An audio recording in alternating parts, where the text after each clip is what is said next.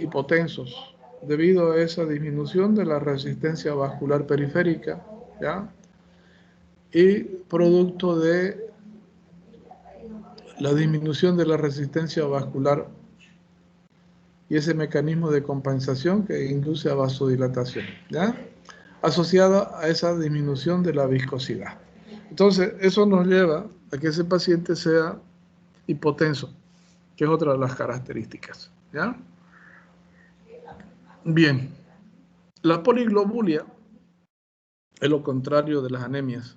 Las poliglobulias son alteraciones que se producen por un aumento exagerado de la concentración de glóbulos rojos, ¿ya? Que determinan un volumen de hematocrito aumentado o un valor de hematocrito aumentado, generalmente por encima de 17, ¿ya? Aparte de que tienen un gran número de glóbulos rojos. Entonces aumenta el número de glóbulos rojos y aumenta el hematocrito.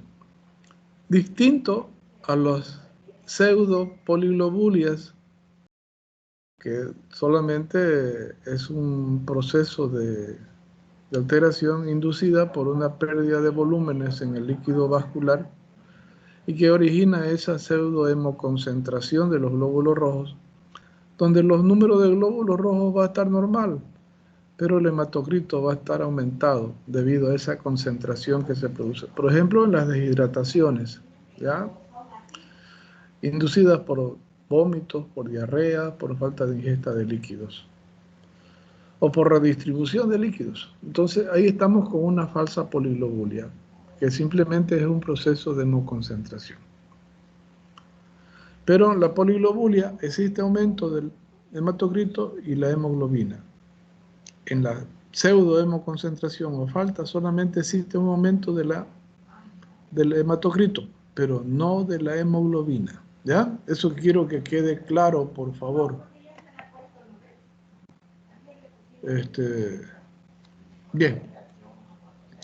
Las poliglobulias pueden ser originadas como producto de trastornos como procesos tumorales, procesos endocrinos, metabólicos, ¿no? Problemas de altura, problemas nerviosos, ¿no? De ahí que existen bastante, o por trastornos en la formación de los glóbulos rojos.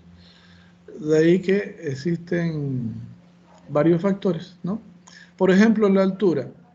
En la altura, la hipoxemia, que origina la falta de concentración de oxígeno en las alturas, origina que exista hipoxemia en el organismo, que exista tendencia a vasoconstricción y que exista mala perfusión sanguínea. Y esa mala perfusión sanguínea afecta al riñón. Entonces el riñón, aparte de liberar renina-angiotensina, también libera eritropoyetina. Y esa eritropoyetina estimula la médula ósea para que se formen mayor cantidad de glóbulos rojos, cosa que los pacientes que van a la altura formen glóbulos rojos para que puedan captar mayor cantidad de oxígeno en un medio donde no lo existe. Ese proceso tarda alrededor de 2 semanas, ¿no? Y se inicia alrededor del día 7, 8, cuando uno va y se queda varios días en la altura. Pero cuando uno va y quiere hacer actividad física, pues se cansa fácilmente porque la concentración de oxígeno no es suficiente y el organismo no está acostumbrado a vivir en un estado de hipoxemia. Entonces se agita, se agota, se cansa, le viene disnea, o le puede venir un aumento en la resistencia vascular periférica por aumento en la presión arterial y induce a producción de edemas agudos de pulmón muchas veces. De que ese paciente tiene que salir rajando de la altura y venirse a un medio bajo, ¿no?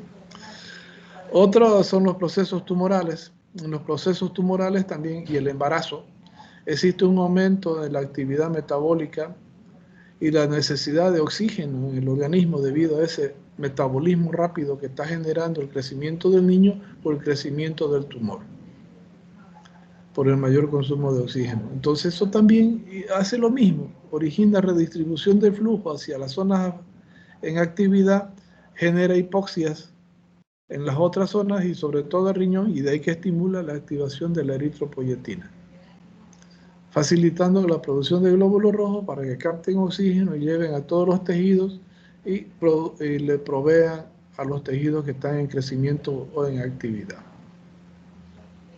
Lo mismo pasa en los pacientes que son obesos o que tienen síndrome de Cushing, por ejemplo, que son trastornos hormonales y metabólicos, ¿no? Tienen mayor masa corporal, tienen que nutrir mayor volumen corporal y por lo tanto necesitan incrementar sus niveles de flujo y de glóbulos rojos para llevar oxígeno a esos tejidos que lo están necesitando. Además, que esos pacientes que tienen hipercortisolismo tienen una actividad catabólica celular aumentada, entonces necesitan mayor cantidad de oxígeno y eso estimula la médula ósea a formar mayor cantidad de glóbulos rojos, ¿ya? Los procesos infecciosos en una primera etapa,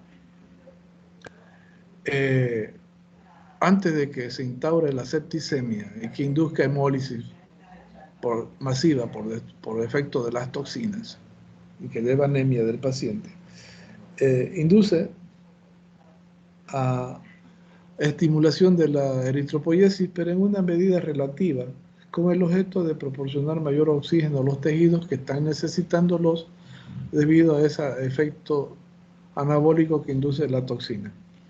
Entonces, capta mayor cantidad de oxígeno y eso obliga a formar mayor cantidad de glóbulos rojos, pero no la cantidad que origina una poliglobulia o una policitemia verdadera, ¿ya? Generan lo que se llama una simple eritremia,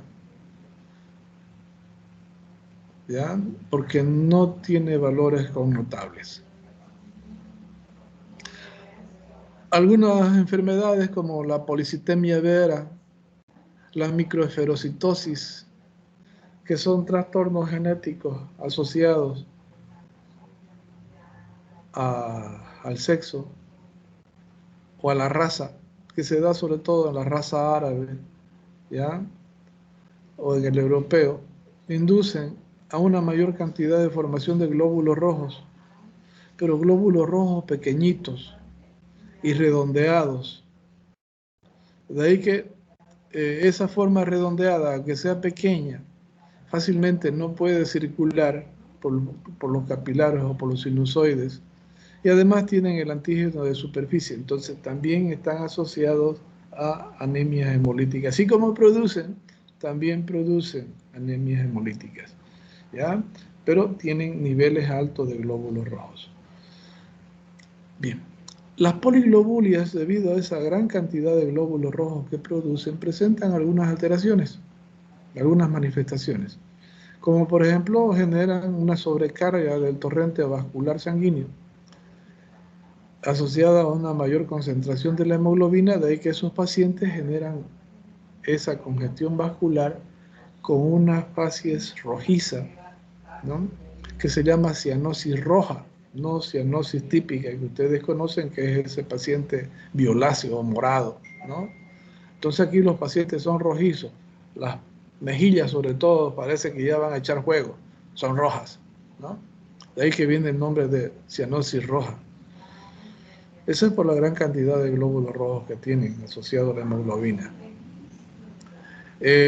También producen como producto de esa gran concentración de glóbulos rojos una mayor viscosidad de la sangre, una mayor adherencia con las paredes vasculares. Y asociado al volumen que tienen, generan una sobrecarga del ventrículo que tiene que hacer una mayor fuerza de contracción para hacer circular esos glóbulos rojos que se adhieren a las paredes vasculares y que determinan una mayor resistencia vascular. De ahí que generan hipertrofia ventricular y después originan dilatación. Entonces inducen a hipertrofia y dilatación cardíaca. También generan reforzamiento del segundo ruido y palpitaciones debido a esa intensidad de la contracción ventricular. Y algunas veces generan desdoblamiento de ese ruido sistólico. Inducen aumento en la presión diastólica debido a esa gran resistencia vascular que producen, asociado al efecto de la renina-angiotensina ante la mala perfusión a nivel renal por la hemoconcentración que genera una lentitud en el desplazamiento de la sangre, ¿no? Y provoca hipertensión sistólica debido a ese gran volumen sanguíneo que está produciendo ese paciente, debido a la sobrecarga de líquidos y de glóbulos rojos que hacen que ese corazón se tenga que contraer con mayor potencia. Y distiende las paredes de la aorta, por eso es que origina ese efecto de presión arterial alta, sistólica, y también la diastólica alta. Genera hipertensión sistodiastólica. Genera agotamiento rápido, fácil, como producto de la falta de utilización del oxígeno a nivel intersticial por falta de desprendimiento del mismo. ¿Ya? Entonces genera cierto grado de hipoxia celular por falta de utilización del oxígeno por la falta del desprendimiento. Eso genera el cansancio fácil, sobre todo en los pacientes que se deshidratan y generan mayor hemoconcentración. Pueden producir, asociado a la estenosis vascular intensa, hemólisis sanguínea, de ahí que pueden generar trombosis cerebral cardíaca pulmonar de tipo arterial, inducen isquemia, ¿ya? Y producen, como producto de esa resistencia vascular aumentada a nivel de la aorta, reflujo de sangre hacia la aurícula izquierda y reflujo de sangre hacia la circulación venosa pulmonar, induciendo a extravasar líquido por hacer mayor diferencia entre presión hidrostática en relación a la presión oncótica, que debería ser alta, en este caso la presión oncótica baja, y la presión hidrostática aumenta como producto de la devolución de líquido hacia las venas pulmonares y genera lo que se llama el edema agudo de pulmón, generando hipertensión venosa pulmonar y generando encharcamiento de los pulmones, generándonos esa mala redistribución, difusión del aire a nivel de los pulmones que se manifiesta por disnea y cianosis. ¿Ya? Indistintamente que la disnea puede estar asociada a esa mala utilización del oxígeno por los tejidos.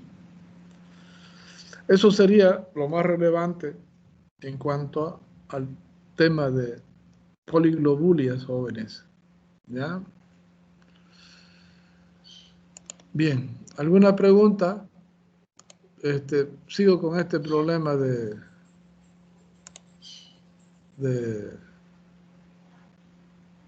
la señal del audio. No sé qué se me ha pasado, no consigo. Así que les pido mil disculpas. Y el día lunes o el día viernes en la clase práctica, por favor, me hacen la consulta necesaria que pudieran tener ustedes. Les agradezco mucho por su presencia.